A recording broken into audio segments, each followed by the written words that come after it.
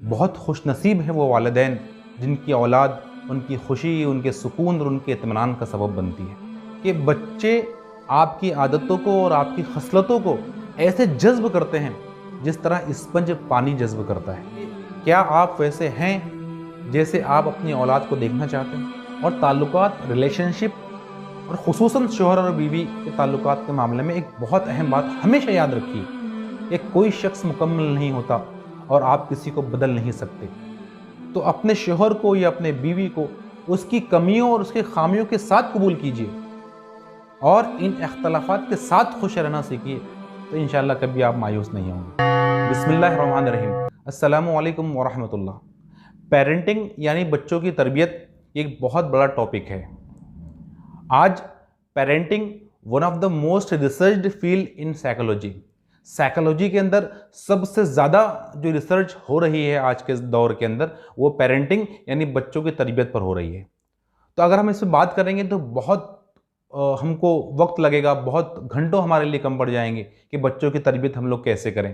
लेकिन आज मैं आप लोगों के सामने चार बहुत ही बुनियादी और अहम बातें रखना चाहता हूँ। यकीन मानिए, अगर आप पेरेंट है, अगर आप वालिद है या वालिदा है, और इन चार बातों को अगर आप ख्याल रखेंगे तो ज़रूर आप अपने बच्चों की तरबियत बहुत अच्छे से कर पाएंगे। पहली बात यह है और पहली टिप यह है कि लर्न पेरेंटिंग, कि बच्चों की तरबियत करना हम लोग सीखें। देखिए, बच्चों की तरबियत या पेरेंटिंग ये एक फ़न है, ये एक स्किल का नाम है।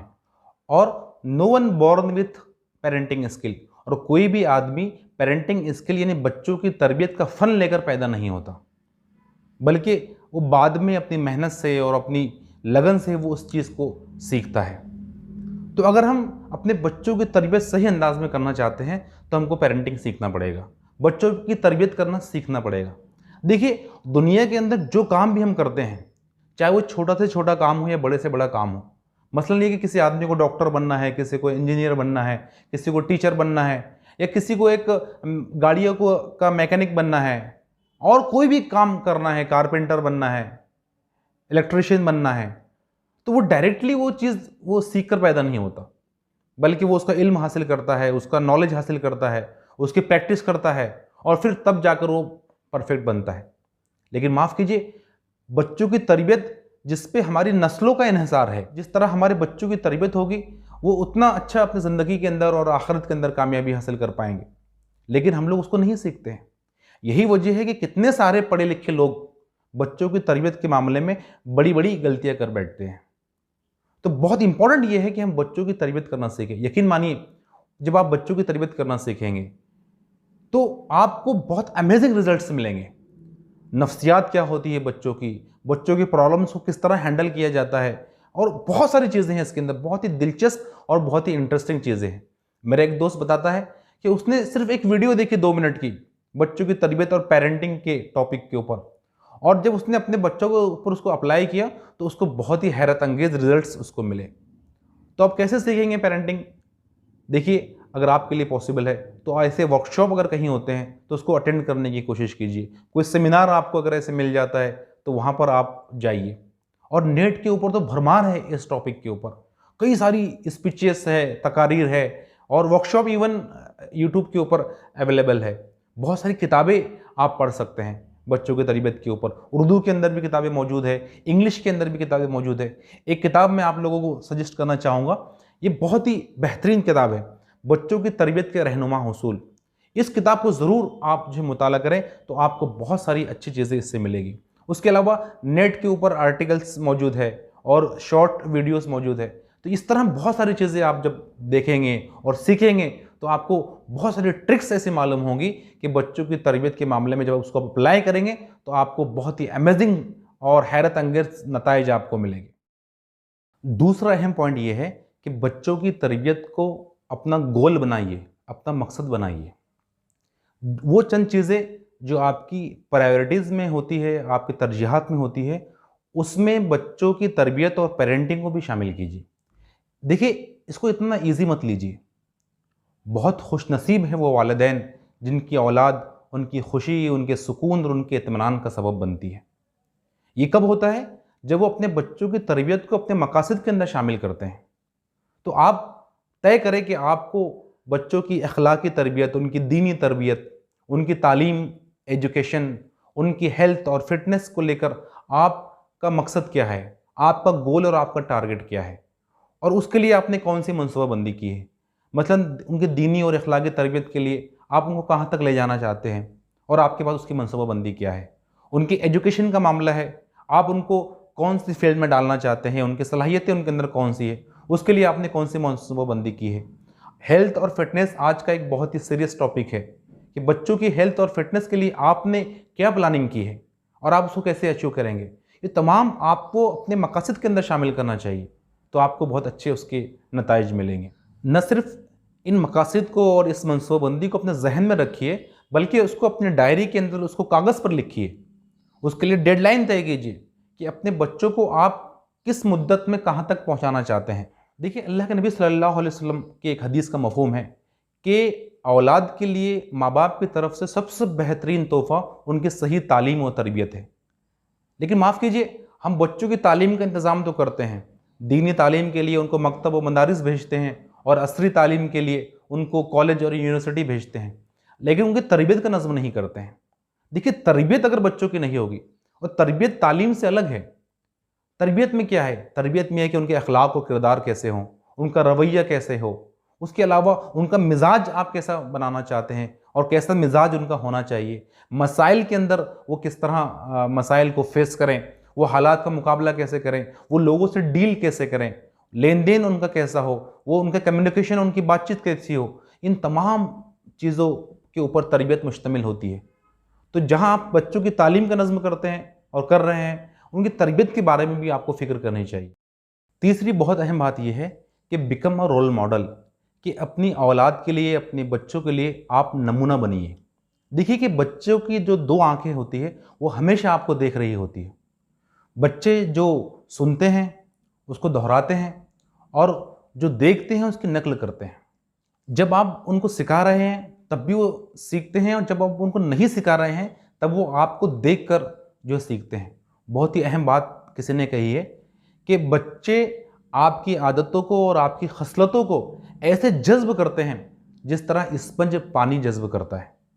नफ्सियात के हवाले से एक बहुत अच्छी बात कही है कि वो चंद चीज़ें जो डायरेक्टली माँ बाप से बच्चों के अंदर ट्रांसफ़र होती है, वो माँ बाप का मिजाज है। मतलब ये कि जिस तरह और जैसे माँ बाप का मिजाज होगा, वही मिजाज और वही रवैया बच्चों के अंदर पैदा होगा। अगर माँ बाप चिड़चिड़े मिजाज के हैं, बहुत जल्द उनको गुस्सा आ जाता है, उनकी आवाज़ बुलंद हो जाती है, वो लोगों को और हालात को नेगेटिव एस्पेक्ट्स से देखते हैं, मनफी सोच के साथ वो देखते हैं, उनके अंदर लोगों के मामले में हमदर्दी नहीं है, गमख्वारी नहीं है, तो यही खसलतें और यही मिजाज बच्चों के अंदर पैदा होगा। वहीं दूसरी तरफ अगर माँ बाप खुश मिजाज है, लोगों के साथ उनका रवैया बहुत अच्छा है, वो मसाइल को और हालात को मुस्बत नज़र से देखते हैं, तो वही चीज़ें बच्चों के अंदर पैदा होगी। और सिर्फ मिजाज ही की बात नहीं है, बल्कि माँ बाप की आदतें और हरकतों को भी बच्चे देखते रहते हैं और उससे सीख रहे होते हैं। यही वजह है कि जो बहुत ही खूबसूरत बात किसी ने कही है कि आदतें नस्लों का पता देती है। यानी आपके बच्चों की आदतों को देखकर कोई ये अंदाज़ा कर सकता है कि आप क्या है और आपकी शख्सियत क्या है। तो आपको इस बात का बहुत ही मतलब बारीकी से नोटिस करना चाहिए कि आपके अंदर वो कौन सा मिजाज के अंदर, आपके मिजाज के अंदर कौन सी ऐसी बातें हैं कि जो नहीं होना चाहिए। अगर वो है नेगेटिव बातें, तो यकीन मानिए वो आपके बच्चों के अंदर पैदा होना ही होना है। बाप के ताल्लुक से तो कहा गया है, अरबी का एक कॉल है, बहुत ही दिलचस्प और अच्छा कॉल है कि अल वलदु सिर्रुन लि अबीही, कि बेटा तो बाप का हमराज होता है, बेटा तो बाप की कॉपी होता है, जैसे बाप होगा वैसे ही बेटा होगा। तो आपको इस बात का ख्याल रखना है कि आपकी आदतें और आपका मिजाज आपके बच्चों के अंदर ट्रांसफ़र जो होने वाला है, तो आपको उसको बदलना पड़ेगा। देखिए, बहुत सारी मरतबा हम ऐसी बड़ी बड़ी गलतियां कर बैठते हैं कि हमको एहसास भी नहीं होता है। एक तरफ तो हम अपने बच्चों की तालीम और तरबियत की बहुत फिक्र कर रहे हैं, लेकिन अपनी हरकतों से और अपने अमल से हम उनको बहुत गलत मैसेज दे रहे हैं। मिसाल के तौर पर, एक आप बस के अंदर है और आप चाहते हैं कि आपको टिकट कम लगे, तो आप अपने बच्चों की उम्र को छुपा रहे हैं अगर, तो आप अल्टीमेटली, तो आप इनडायरेक्टली अपने बच्चे को धोखा देना सिखा रहे हैं। आप घर के अंदर है और घर के बाहर कोई आपको शख्स आवाज़ दे रहा है और आप अपने बच्चे को ये कहकर भेज रहे हैं कि जाओ कह दो अब्बा घर पर नहीं है, अब्बू घर पर नहीं है, तो आप अपने बच्चे को झूठ बोलना सिखा रहे हैं। दूसरी बात ये कि आज ये मोबाइल का दौर है, तो जब और आज हम सब लोग परेशान हैं कि अपने बच्चों को मोबाइल से कैसे छुड़ाएं। तो बहुत ही बेसिक बात आप लोगों को हम सबको याद रखनी चाहिए कि वो बच्चा जो घर के पूरे अफराद को देख रहा है, माँ बाप को देख रहा है, चाचा और चाची और दादा और दादी सबको देख रहा है कि सबके हाथों में के अंदर मोबाइल है और मोबाइल इस्तेमाल कर रहे हैं, तो उस बच्चे से आप कैसे तवक्को रखेंगे कि वो बच्चा मोबाइल इस्तेमाल ना करे? वो बच्चा तो देख रहा है ना आपको। अगर आपके हाथों के अंदर कुरान होगा, आपके हाथों के अंदर किताबें होंगी, आपके हाथों के अंदर कोई अच्छी चीज़ें होंगी, तो बच्चों के हाथों के अंदर भी वही चीज़ें होगी।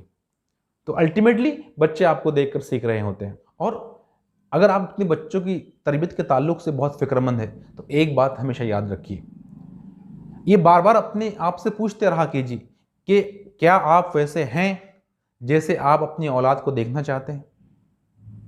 क्या आप वैसे हैं जैसे आप अपनी औलाद को देखना चाहते हैं? अगर आप नहीं हैं वैसे, तो फिर आपको अपने आप को बदलना पड़ेगा। दोस्तों देखिए, आज तक हम अपने आप को नहीं बदल पाए, हमने खुद के लिए अपने आप को नहीं बदला, लेकिन अपने बच्चों के लिए, उनके रोशन मुस्तकबिल के लिए, उनको एक अच्छा और उनको एक नेक इंसान बनाने के लिए हमको अपने आप को बदलना पड़ेगा। चौथी बुनियादी और अहम बात यह है कि बच्चों की तरबियत के लिए, पेरेंटिंग के लिए शौहर और बीवी के ताल्लुकात का दुरुस्त होना बहुत ज़रूरी है। देखिए कि जो बच्चे माँ बाप के खुशगवार ताल्लुकात के साए के अंदर परवरिश पाते हैं, उनकी सही तालीम व तरबियत होती है। ऐसे माँ बाप जिनके दरमियान में हंसी मजाक हो, एक दूसरे के जज्बात का एहतराम किया जाता हो, मसाइल को साथ में मिलकर हल किया जाता हो, कामों को और फैसले बहाम मशवरे से तय किए जाते हों, और अल्टीमेटली और कुल मिलाकर ये कि शौहर और बीवी बहुत खुशगवार अगर ज़िंदगी गुजार रहे हैं, तो ऐसे बच्चों की तालीम और तरबियत बहुत अच्छे अंदाज में होती है। इसके अपोजिटली, इसके बरखिलाफ़ वो घर जहाँ शौहर और बीवी के दरमियान में हमेशा इख्तलाफ रहते हैं, बहस व तकरार होती है, झगड़े होते हैं, झगड़ों के अंदर आवाज़ें बुलंद हो जाती है, एक दूसरे को रोने पर मजबूर किया जाता है, तो ऐसे माहौल के अंदर परवरिश पाने वाले बच्चे ज़हनी इंतशार का शिकार होते हैं। वो सोशल एक्टिविटी के अंदर हिस्सा नहीं ले पाते और वो गलत आदतों के अंदर जो है मुब्तला हो जाते हैं। वो हमेशा इस ज़हनी कशमकश के अंदर मुब्तला रहते हैं कि किसकी तरफ से खड़ा रहा जाए, अब्बू सही है या अम्मी सही है। आप हैरत करेंगे इस बात को सुनकर कि शौहर और बीवी के इख्तलाफ और उनके झगड़ों के असरात 6 महीने के बच्चे के ऊपर भी पड़ते हैं। बाज़ मरतबा ये झगड़े और ये इख्तलाफात इतने दूर तक पहुंच जाते हैं कि इसके अंदर बच्चों को एक दूसरे के खिलाफ इस्तेमाल किया जाता है और बच्चों के हुकूक इसके अंदर गस्ब कर लिए जाते हैं। ऐसे माहौल के अंदर जो बच्चे परवरिश पाते हैं वो बदजन हो जाते हैं, वो फैमिली से डिटैच हो जाते हैं, उनको फिर घर में सुकून महसूस नहीं होता, फिर वो बाहर अपने दोस्तों के अंदर सुकून महसूस करते हैं और फिर वो गलत आदतों के अंदर मुब्तला हो जाते हैं। तो अगर आप चाहते हैं कि आपकी बच्चों की तरबियत सही हो, वो अच्छे इंसान बने, अच्छी शख्सियत उनकी परवान चढ़े, तो आपको अपने अज़दवाजी ताल्लुकात को दुरुस्त करना पड़ेगा। देखिए, इख्तलाफात तो अज़दवाजी ज़िंदगी का एक लाज़मी जुज़ है, लेकिन याद रखिए कि ये इख्तलाफात झगड़ों तक ना पहुँचे, ये इख्तलाफात बहस और तकरार तक ना पहुँचे। अगर ये इख्तलाफात बहस और तकरार तक अगर पहुँचेगा और झगड़े तक अगर बात पहुँच जाएगी, तो फिर उसके असरात न सिर्फ आपकी ज़िंदगी पर होंगे बल्कि आपके बच्चों की ज़िंदगी पर भी होगी। और ताल्लुकात, रिलेशनशिप और ख़ुसूसन शौहर और बीवी के ताल्लुकात के मामले में एक बहुत अहम बात हमेशा याद रखिए, एक कोई शख्स मुकम्मल नहीं होता और आप किसी को बदल नहीं सकते। तो अपने शौहर को या अपने बीवी को उसकी कमियों और उसके खामियों के साथ कबूल कीजिए और इन इख्तलाफात के साथ खुश रहना सीखिए, तो इंशाअल्लाह कभी आप मायूस नहीं होंगे।